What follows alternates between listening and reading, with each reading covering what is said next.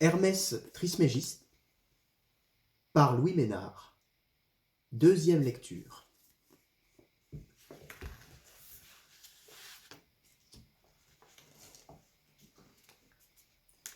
Chapitre 11. L'intelligence à Hermès. L'intelligence. Mets fin à tes discours, Trismégiste Hermès, et rappelle-toi ce qui a été dit. Je ne tarderai pas à m'expliquer. Hermès. Les opinions sur l'univers et sur Dieu sont nombreuses et différentes, et je ne connais pas la vérité. Éclaire-moi, ô maître, car je n'en croirai que ta révélation. L'intelligence. Apprends, mon fils, ce que c'est que Dieu et l'univers. Dieu, l'éternité, le monde, le temps, la génération, le devenir. Dieu fait l'éternité. L'éternité fait le monde fait le temps fait la génération.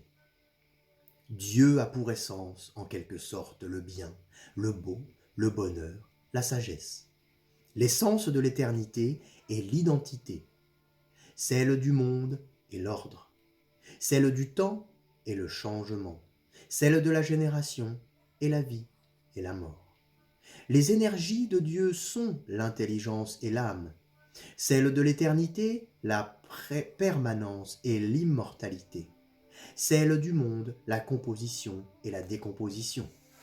Celle du temps, l'augmentation et la diminution.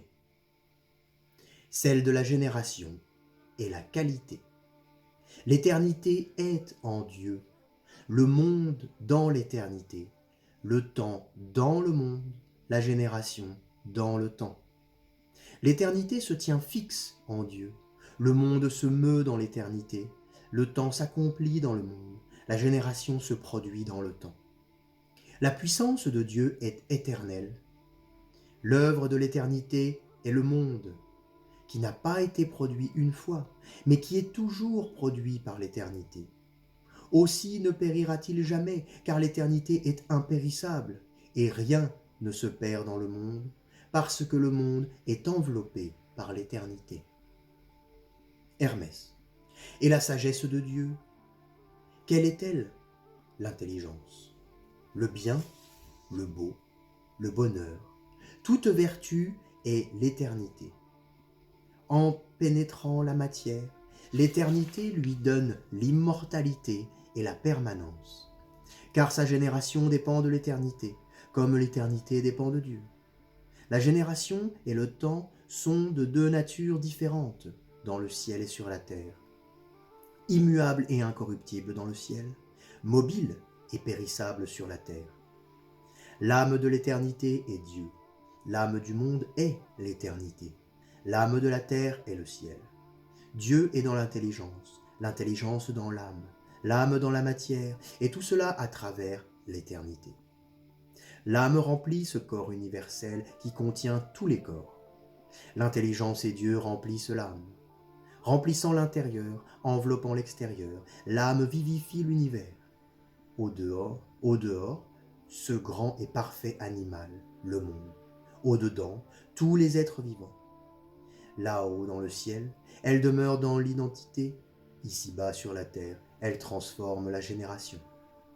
L'éternité soutient le monde par la nécessité, par la providence, par la nature.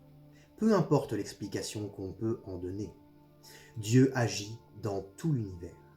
Son énergie est une puissance souveraine à laquelle rien d'humain ou de divin ne peut se comparer.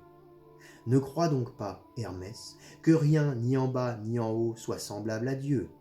Tu serais hors de la vérité. Rien ne ressemble au dissemblable, au seul, à l'unique. Et ne crois pas qu'un autre partage sa puissance.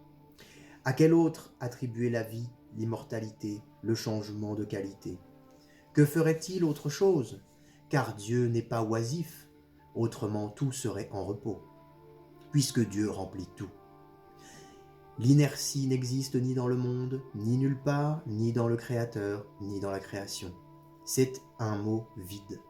Il faut que toute chose devienne, et toujours et partout, car le Créateur est dans tout. Il n'a pas de résidence particulière, il ne crée pas une chose ou l'autre, mais toutes. Sa puissance créatrice ne demeure pas dans les êtres qu'il crée, il reste sous sa dépendance. Contemple par moi le monde qui s'offre à tes regards, considère avec soin sa beauté, son corps impérissable. Plus ancien que tout, sa vigueur toujours rajeunie et toujours croissante. Regarde aussi les 7 mondes disposés dans un ordre éternel, poursuivant éternellement leurs courses différentes. La lumière partout, le feu nulle part, car de la concorde et de la combinaison des contraires et des dissemblables est née la lumière allumée par l'énergie du Dieu générateur de tout bien, chef de tout ordre, conducteur des 7 mondes. La lune, qui leur sert d'avant-garde, instrument de la naissance, transformant la matière inférieure. La terre, centre immobile de ce monde magnifique, nourrice et aliment de tout ce qu'elle porte. Contemple la multitude des êtres vivants, mortels et immortels, et la lune qui marque la limite entre les uns et les autres. Et l'âme qui remplit tout, qui met tout en mouvement dans le ciel et sur la terre, sans pousser la gauche sur la droite, ni la droite sur la gauche, ni le haut sur le bas, ni le bas sur le haut. Que tout cela ait été engendré, ô mon cher Hermès, je n'ai point besoin de te le dire, car ce sont des corps, ils ont une âme, ils sont en mouvement. Pour concourir à l'unité, il leur faut un guide. Il existe donc, et il est absolument unique, car les mouvements sont différents et multiples. Les corps sont dissemblables, et pourtant la vitesse totale est une. Il ne peut donc y avoir 2 ou plusieurs créateurs, car plusieurs ne maintiendraient pas l'unité d'ordre. Il y aurait jalousie et lutte entre le plus faible et le plus fort. Et si l'un des deux était créateur des êtres changeants et mortels, il voudrait créer des êtres immortels et réciproquement. Suppose qu'ils soient 2. La matière est une, l'âme est une. Qui dirigera la création? S'il possède quelque chose à 2, qui en aura la plus grande part? Comprends donc que tout corps vivant est composé d'âme et de matière, qu'il soit immortel, mortel ou privé de raison. Tous les corps vivants sont animés, ceux qui ne vivent pas ne sont que matière. De même, l'âme seule, entre les mains du Créateur, est cause de vie. Le principe de toute vie produit des êtres immortels. Comment donc les animaux mortels diffèrent-ils les uns des autres? Comment l'être immortel qui fait l'immortalité ne ferait-il pas les animaux? Il y a donc évidemment un Créateur, et il est très clair qu'il est un, car l'âme est une, la matière est une, la vie est une, la matière est une. Et qui peut-il être si ce n'est le Dieu unique? Quel autre pourrait créer les êtres animés sinon Dieu seul? Quoi, lorsqu'il n'y a qu'un monde, un soleil, une lune, une divinité, tu voudrais que Dieu fût multiple? N'est-ce pas donc le même qui agit de plusieurs manières?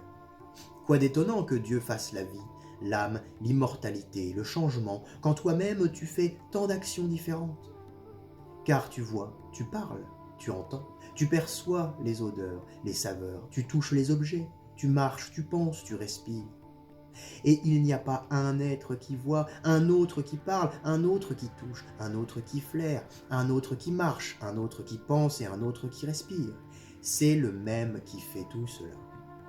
Si quelqu'une de ces fonctions se reposait, l'animal vivant ne serait plus. De même, si Dieu se reposait dans ses fonctions divines, ce qui ne peut se supposer, il ne serait plus Dieu. Car s'il est démontré que rien ne peut être inerte et oisif, à plus forte raison, Dieu. Si on pouvait supposer quelque chose qui ne fit pas, il serait incomplet. Mais il n'est pas oisif, il est complet, donc il fait tout. Prête-moi encore ton attention, Hermès. Tu comprendras mieux que l'œuvre de Dieu est une, c'est de faire naître ce qui naît, ce qui est né et ce qui naîtra. Cette œuvre, ô mon cher, c'est la vie. C'est le beau, c'est le bien, c'est Dieu. Si tu veux comprendre par un exemple, vois ce qui t'arrive quand tu veux engendrer. Sauf une différence, c'est qu'il n'y a pas pour lui de plaisir, car personne n'est associé à son œuvre. Il est à la fois le créateur et la création.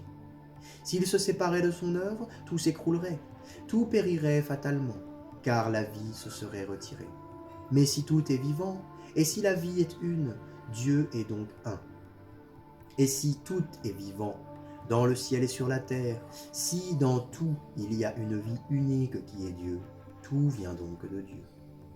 La vie est l'union et l'intelligence de l'âme. La mort n'est pas la destruction de ce qui était uni, mais la rupture de l'unité. L'image de Dieu est l'éternité. De l'éternité, le monde, du monde, le soleil, du soleil, l'homme. Les peuples appellent mort la transformation parce que le corps se décompose et que la vie cesse d'être apparente. Mais, de la même manière, mon cher Hermès, tu peux entendre dire que le monde lui-même se transforme continuellement. Chaque jour, quelque partie de lui disparaît sans que jamais il ne se décompose. Ces révolutions et ces disparitions sont les passions du monde. La révolution est un retour, la disparition un renouvellement. Le monde a toutes les formes. Elles ne sont pas hors de lui, il se transforme en elles. Mais si le monde a toutes les formes, que sera son créateur? Il ne peut être sans forme, et si lui-même les a toutes, il sera semblable au monde. Si il a une seule forme, il sera en cela inférieur au monde. Que dirons-nous donc de lui, pour ne rien dire d'imparfait? Car on ne peut rien penser d'incomplet sur Dieu. Il a une seule forme, qui lui est propre, qui ne se montre pas aux yeux du corps et qui les manifeste toutes par le corps. Et ne t'étonne pas qu'il y ait une forme incorporelle. Il en est ainsi de la forme d'un discours ou des marges d'un manuscrit, qui dépassent les lignes et sont lisses et égales. Réfléchis sur une parole plus hardie et plus vraie. De même que l'homme ne peut vivre sans la vie, ainsi Dieu ne peut vivre sans faire le bien. La vie est le mouvement de Dieu, c'est de faire mouvoir et de faire vivre. Quelques paroles ont un sens particulier. Ainsi, réfléchis à ce que je te dis. Tout est en Dieu.